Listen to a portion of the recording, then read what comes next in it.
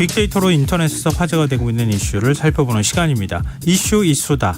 빅데이터를 읽어주는 남자 김덕진 미래사회 IT연구소 소장 스튜디오에 나와 계십니다. 안녕하세요. 네, 안녕하세요. 반갑습니다. 김덕진입니다. 네, 이번 한 주 어떻게 일목요연하게 정리해 주실 겁니까? 네, 일단은 1위 키워드부터 좀 이야기를 좀 해보려고 하는데요. 네. 1위 주제가요. 연애 분야입니다. 근데 영화 분야예요. 역시 키워드는 강수연. 네. 많은 분들이 얘기하시더라고요. 그렇죠. 네. 이제 우리가 이 얘기 참 많이 했잖아요. 야, 우리가 돈이 없지 가오가 없냐. 이게 원래 이제 영화 베테랑에서 나오는 대표 명대사인데 이 영화가 나오기 한참 전부터 이 말을 써왔던 분이 이제 고인이 되신 강수연 씨죠. 그래서 영화계 인사들을 항상 챙기면서 돈이 없지 가오가 없냐라는 이야기를 항상 하셨고 늘 자존심을 강조하셨는데 배우는 오로지 연기로만 말한다고 했고 영화를 찍을 때마다 절벽 끝에 서 있는 마음으로 연기를 한다라고 이야기하셨습니다. 워낙 이제 4살 때 데뷔를 하셔서 네. 길거리 캐스팅의 원조라고 이야기도 되고 있고요. 21살에 1987년도에 임권택 감독의 영화 시바지를 통해서 정말 화제가 됐기도 했었죠. 국내에서는 출산 장면이나 노출 수위 이런 걸로 시끄러웠지만 오히려 해외에서 베니스 국제영화제에서 여우주연상을 타게 돼서 한국 최초의 월드스타가 탄생을 하기도 했었습니다. 그리고 그 이후에 또 2년 후에 이제 아제아제 바라아제라는 영화에서는 네. 어떻게 보면은 정말 그 파르스름한 민머리로 정말 강렬한 인상을 남겼었는데요.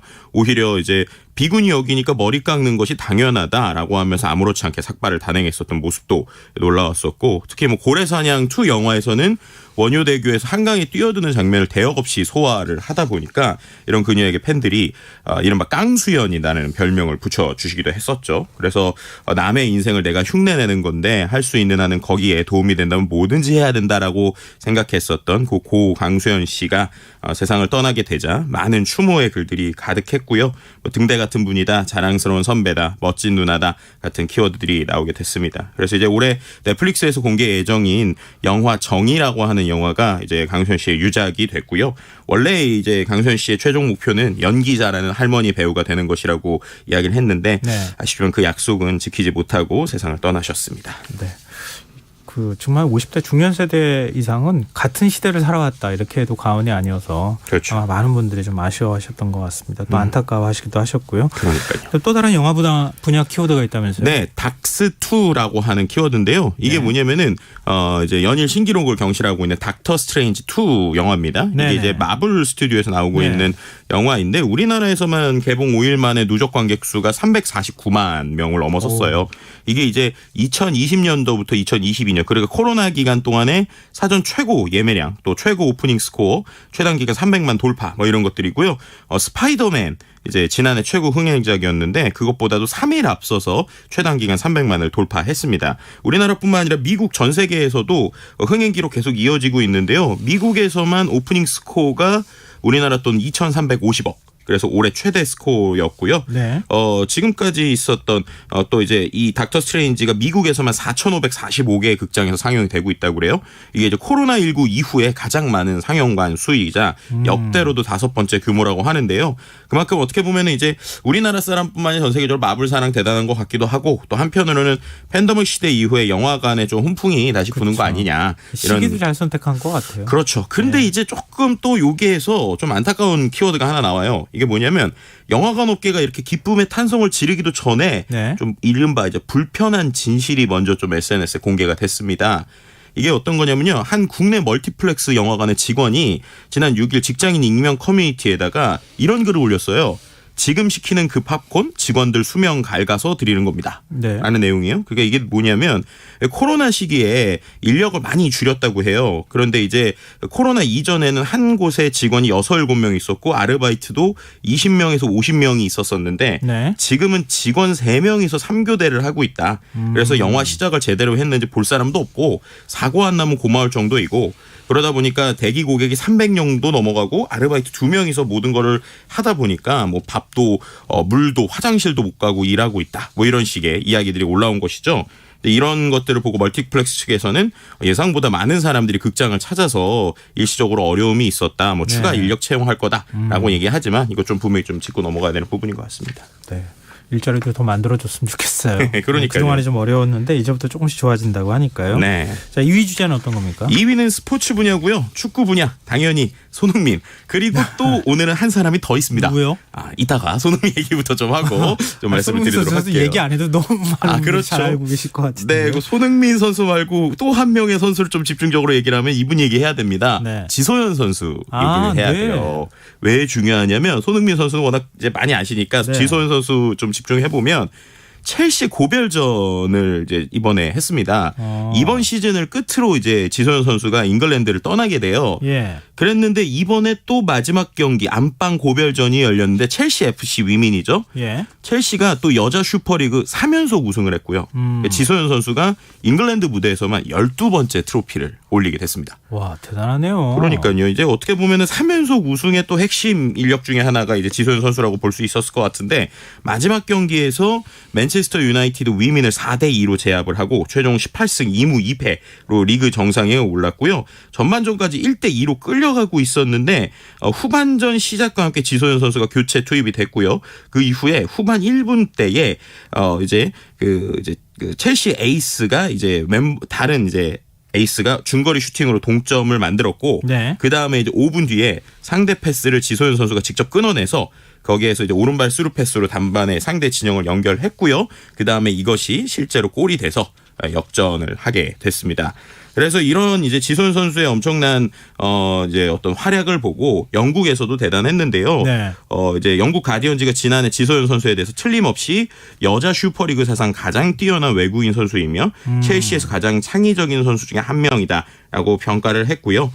이번 시즌에 지소연 선수가 리그 12경기에 나서서 득점 없이 5도움을 하긴 했는데 어쨌든 잉글랜드 생활 결산을 하면서 지금 말씀드린 수많은 어떤 컵들과 그리고 그 안에서의 호평을 들으면서 다시 한국으로 돌아와서 한국에서 이제 WK 리그에서 선수 생활을 이어갈 예정이라고 합니다. 선수 생활을 은퇴하는 건 아니고요. 한국에 네. 와서 오히려 국내 팬들 입장에서는 그렇죠. 지소연 선수 뛰는 모습 볼 수 있으니까 더 좋을 것 같아요. 그러니까요. 이 기회에 여자 축구도 더 한 번 더 붐업이 되지 않을까 기대해 볼 수 있을 것 같습니다. 자, 3위 주제는요? 3위 주제는요. 이제 생활 분야에서 여행 레저 분야고요. 키워드는 어린이날입니다.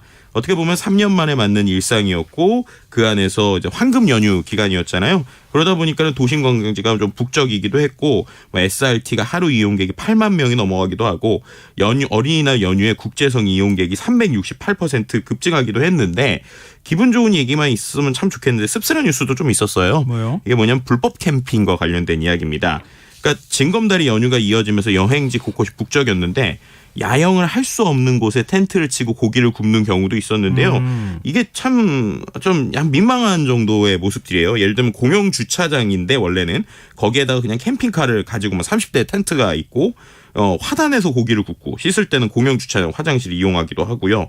또 소나무 숲 지역에서 송림 보호를 위해서 야영과 취사를 금지한다는 안내문이 있는데도 대형 텐트에 숲에서 불을 피우는 행위들이 있었습니다. 최근에 우리가 산불로 인해서 참 안타까운 일들이 많았는데 이런 일들 결국엔 한 사람이 또 하면 누군가가 따라하는 거 아니냐. 그래서 나 하나쯤이야라고 하는 이런 이기심 좀 없애야 되는 거 아니냐. 이런 SNS 의견들 볼 수 있었습니다. 네, 요즘 뭐 차박이 유행이라고 해서 그렇게 또 주차장에서 많이 숙박을 한다고 하더라고요. 그렇죠. 그래도 뭐랄까 다른 분들한테 불편함을 끼치지는 않았으면 좋겠다 이런 생각이 드네요. 네.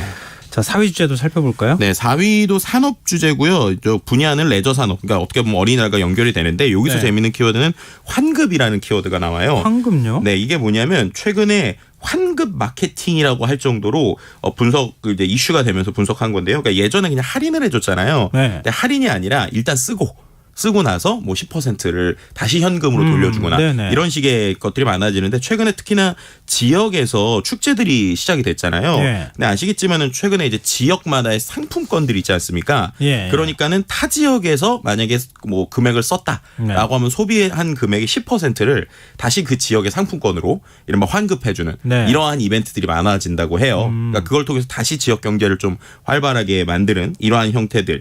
그 외에도 많은 카드사들이 대부분 예전에는 할인을 중심이었다고 하면 예를 들면 6만 원 쓰면 뭐 만 원을 돌려주는 이러한 형태의 환급 마케팅이 최근에 좀 많아지고 있다. 이렇게 설명드릴 수 있을 것 같습니다. 그래도 일단 써야 받을 수 있는데 안 쓰면 못 받잖아요. 결국 더 쓰라는 얘기죠. 뭐 그동안에 네. 호주머니를 딱 닫고 있었으면 조금 좀 열대가 되긴 된 것 같긴 그렇죠. 하네요. 네.